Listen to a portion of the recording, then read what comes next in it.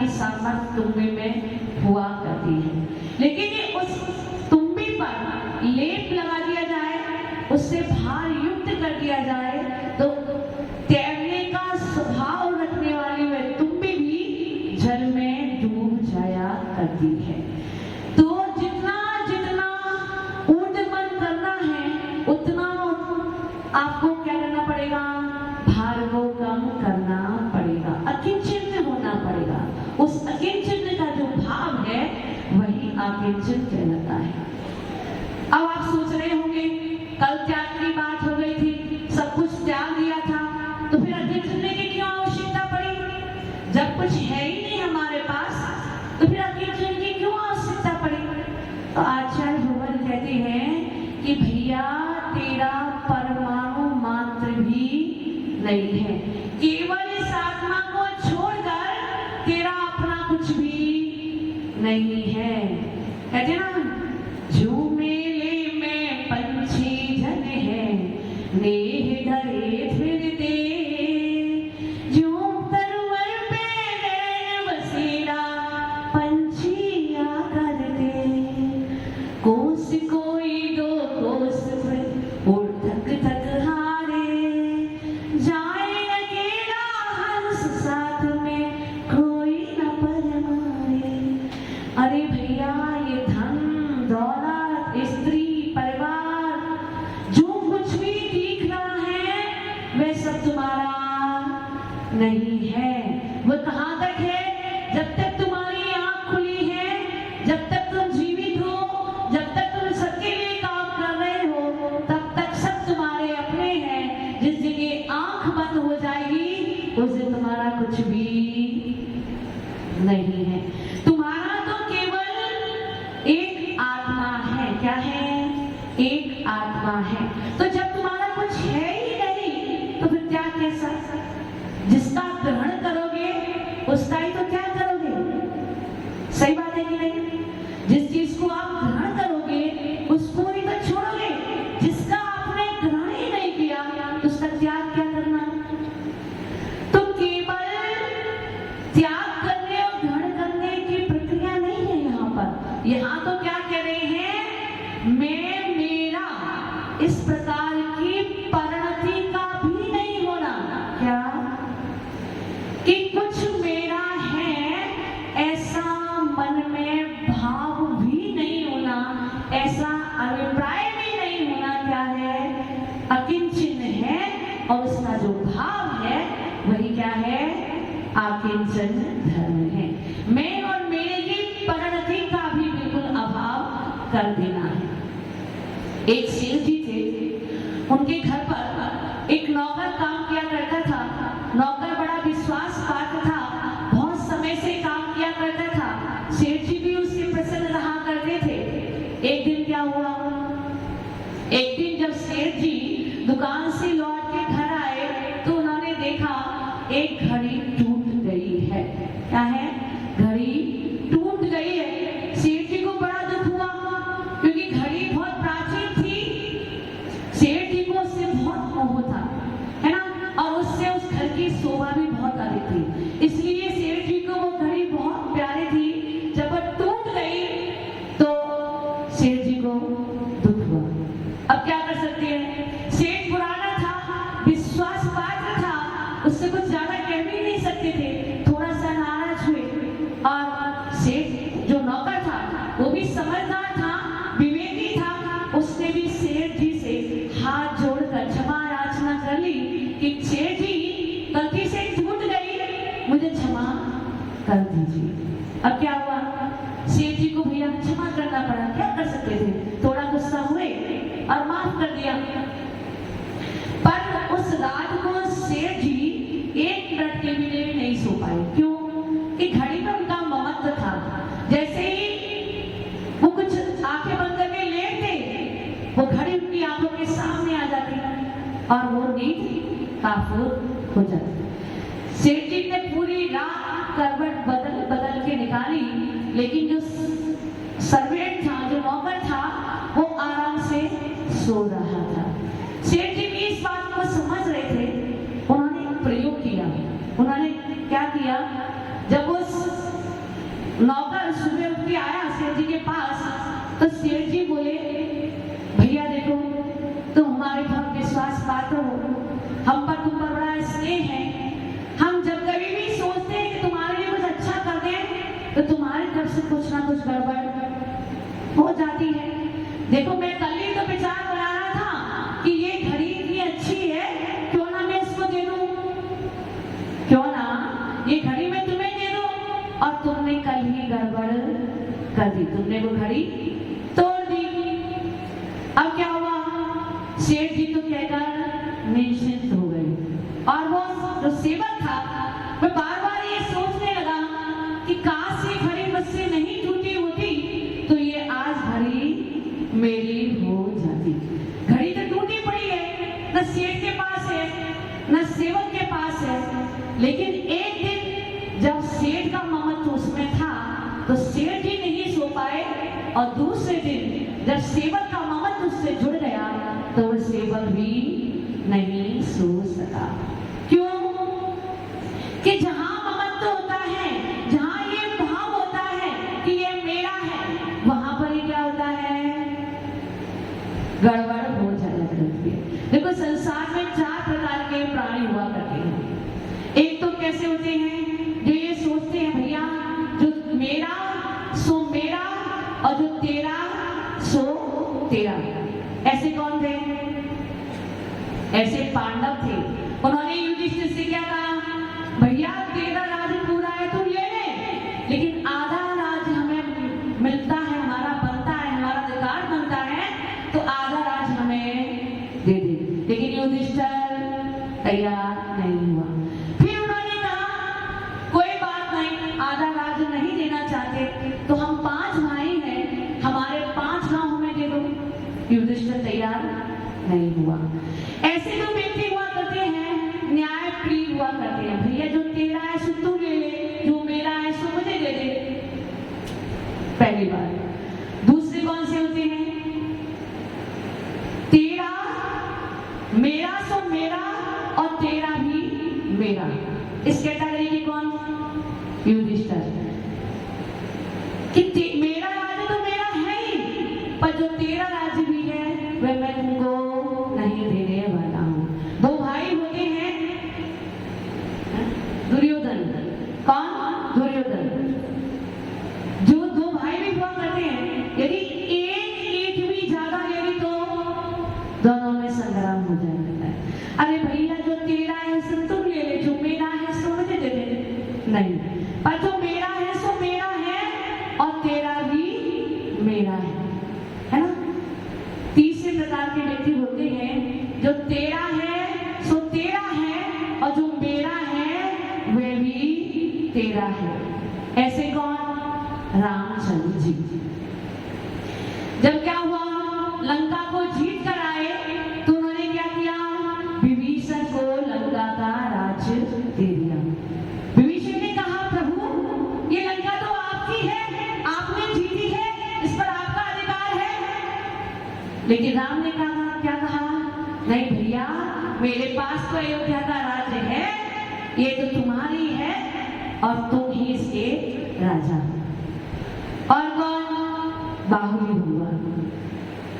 3 प्रकार के युद्ध किए, जल युद्ध किया, नेत्र युद्ध किया, मल्ल युद्ध किया, तीनों में विजयी रहे। उसके बाद भी क्या कहा, भैया भरत तू सब ले ले, मुझे कुछ भी नहीं चाहिए, जो तेरा है सो तेरा है और जो मेरा भी है सो भी तेरा है। ऐसे व्यक्ति जो होते हैं बहुत उदार प्रवृत्ति के होते हैं और बहुत कम पाए जाते हैं। और चौथे कैसे व्यक्ति होते हैं? चौथे वो व्यक्ति होते हैं जो कहते हैं ना कुछ तेरा है ना कुछ मेरा है, ये दुनिया रैन बसेरा है, इस संसार में कुछ भी रहने वाला नहीं है। जितनी वस्तुओं का संचय करोगे उतना उतना आपका लाभ बढ़ेगा, उतना आपका परिग्रह बढ़ेगा, और परिग्रह बढ़ेगा तो क्या होगा, इस संसार में हमेशा फंसे रहोगे। हम लोग भी क्या करते हैं, हम भी यही सब यही करते हैं। जिसके पास 1 पैसा है वह 10 पैसे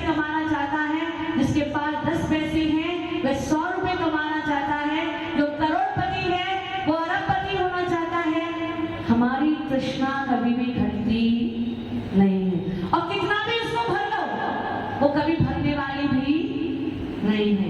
तृष्णा की खाई खूब भरी, पर रिक्त रही वह रिक्त रही। कितना भी आप जोड़ लो, लेकिन फिर भी आप जब जाओगे इस संसार से विदा लोगे तो क्या करना पड़ेगा? खाली हाथ जाना पड़ेगा। वो सिकंदर जिसने पूरे भारत को जीता, वह भी जब गया तो कैसा गया? खाली हाथ गया। कितना भी जोड़ लो, आपके पास इतना धन है कि आप चाहो तो आप सब कुछ कर सकते हो, अपना जीवन शांति से व्यतीत कर सकते हो, लेकिन नहीं, 7 पीढ़ियों की चिंता रहती है, लेकिन आपके हाथ में कुछ भी नहीं। देखो पूरी को देखा है, पूरी को जब पूरी को तेल या घी में डालते तो क्या होता है? वो सीधे नीचे जाती है। क्यों? क्योंकि उसके साथ में पानी की मात्रा रहती है, इसलिए वो नीचे जाती है। लेकिन जैसे ही वो पानी चल जाता है, फिर आप पूरी को कितना भी क्यों ना दबा लो, वो क्या करेगी? ऊपर उठकर आएगी। क्योंकि क्या कैसे होगी? वो भार रहित हो गई, हल्की हो गई। तो जो मोक्ष मार्ग की यात्रा है, जो अपने तक पहुंचने की यात्रा है, वह भी कैसी है? एकाकी है, हल्की है। वहां परिग्रह का कोई भी काम नहीं है।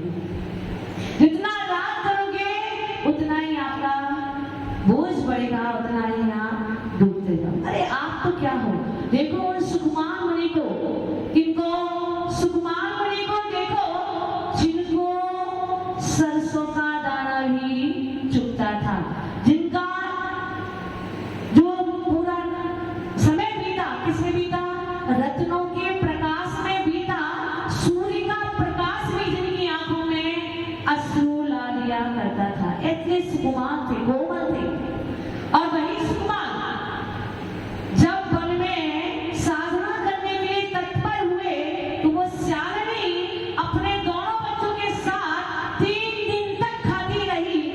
जिनको सरसों के दाने चुभते थे, आज श्यालिनी के दांत भी चुभते नहीं है। कोई दूसरी पर्याय नहीं थी, वही पर्याय थी, वही शरीर था, वही सेवन था, लेकिन फिर भी परिणति एकदम बदल गई। तस्से मसली नहीं हुए, उन्हें पता भी नहीं चला कि उनके साथ में क्या हो रहा है। क्यों? जब तक शरीर से मोह था तब तक सरसों का दाना चुभता था, लेकिन जैसे ही शरीर से मोह छोड़ा, वो श्यालिनी भी उनको महसूस नहीं। बंधु, संसार में 2 प्रकार के जलचर जीव हुआ करते हैं। कितने प्रकार के? 2 प्रकार के। एक मेढक जैसे और एक मछली जैसे। मेढक जल के बीच में रहता है। किस में रहता है? जल के बीच में रहता है, लेकिन फिर भी जब कभी जल से बाहर आ जाया करता है तो भी शांति से जी लिया करता है। तो जिनके पास परिग्रह है और जो भेद विज्ञानी है, जैसे हमारे भरत चक्रवर्ती 6 खंड के स्वामी थे, लेकिन फिर भी कैसे रहते थे? योगिक बनकर रहते थे। तो यदि किसी के पास भेद विज्ञान है और फिर उसके बाद में यदि सतखंड भी है, तो वो सतखंड भी उसका कुछ भी करने वाला नहीं है। वे उसको परिग्रह के बोझ से लिप्त नहीं कर सकता, परिग्रह में बांध नहीं सकता, है ना? यदि वे भेद विज्ञानी है तो, है ना? और यदि भेद विज्ञानी नहीं है तो क्या होगा? तो परिग्रह उसको ले डूबेगी और वे अनंत काल तक इस संसार में परिभ्रमण करता रहेगा। तो जो भेद विज्ञानी है वे मेढक की तरह होते हैं, पानी में रहते हैं, तब भी स्वस्थ रहते हैं, मस्त रहते हैं, और जब पानी से बाहर आ जाते हैं तो भी अपने जीवन को सुंदर ढंग से बिताते हैं, यापन करते हैं। और दूसरे कैसे होते हैं? दूसरे मछली की तरह होते हैं, जो जल में रहते हैं, और यदि उन्हें जल से बाहर कर दिया जाए तो तत्क्षण अपने प्राण त्याग कर दिया करते हैं, है ना? मछली क्या करती है? जब तक जल में रहती है, जीवित रहती है, पानी से बाहर करती जाती है तो मरण को प्राप्त हो जाया करती है। इसी प्रकार जो परिग्रह में लिप्त रहते हैं, परिग्रह ही जिनका जीवन है, धन ही जिसका प्राण है, इस प्रकार की प्रवृत्ति के जो लोग हुआ करते हैं वो हमेशा नीचे दबते जाते हैं। जब तक परिग्रह उनके पास में रहता है तब तक सुखी रहते हैं। और कहाँ सुख? जिस परिग्रह को एकत्रित करने में भी क्या करना पड़ता है? दिन रात एक करना पड़ता है। परिग्रह का संचय करना है, धन संपत्ति कमानी, तो क्या करना पड़ेगा? दिन रात कोरों के बैल की तरह लगना पड़ेगा, लेकिन फिर भी शांति नहीं है। और जब वो इकट्ठा हो जाएगा, एकत्रित हो जाएगा, तो भी क्या करना पड़ेगा? उसके संरक्षण की चिंता आपको करनी पड़ेगी कि कहीं चोर उसको चुरा कर ना ले जाए। भोग भी नहीं पाते हो, क्यों? यदि भोग ली तो क्या होगी? संपत्ति समाप्त हो जाएगी। तो जिस परिग्रह को एकत्रित करने के लिए भी मेहनत करनी पड़ती है, जिसको सुरक्षित करने के लिए भी मेहनत करनी पड़ती है, ऐसी परिग्रह को एकत्रित करने से क्या मिलना है आपको? क्या मिल रहा है? दिन रात अशांति ही मिल रही है, शांति तो कभी मिलने वाली नहीं है। शांति तो सिर्फ उसको मिल सकती है जो ये विचार करता है कि मेरा इस जहां में कोई भी नहीं है। कोई भी मेरा, कोई है क्या? कोई है? कोई साथ जाने वाला है? अरे भैया, जब तक तुम कर रहे हो तब तक तुम्हारे साथ में सब है। जिस दिन तुम कार्य करना छोड़ दोगे उस दिन तुम्हारा कोई भी नहीं। अरे जाने की तो बात छोड़ो, अभी भी सब तुमसे ये कहते भैया तुमने हमारे लिए क्या किया?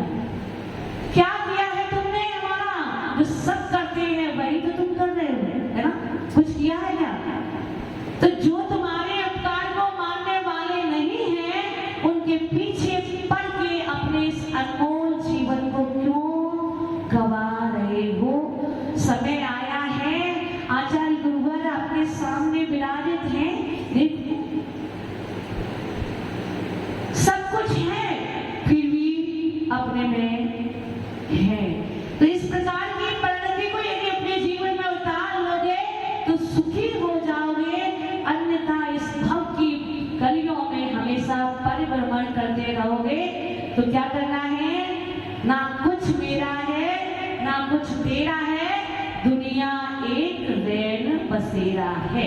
इस परिणति को अपने जीवन में